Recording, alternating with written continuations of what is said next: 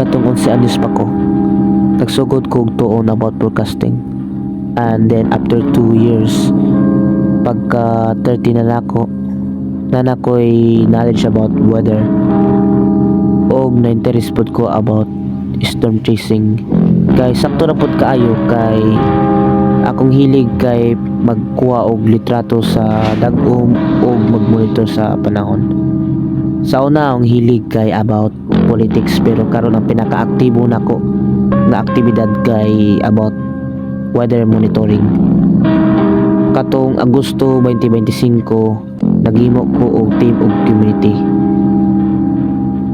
Ako ang main focus is magkuha og litrato sa dag-om og magkuha og impormasyon, ug ako giniduolon.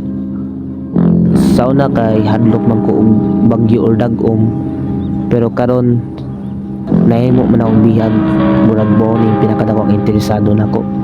Sa Pilipinas dagan magstorya og bagyo, pero ang tornado kasagaran wala matagad, pero naman gyud bisan panagsara kasagaran sa kusog nga ulan, panag cloud lang ang makita. Pero dili tanan tornado o buhawi bala.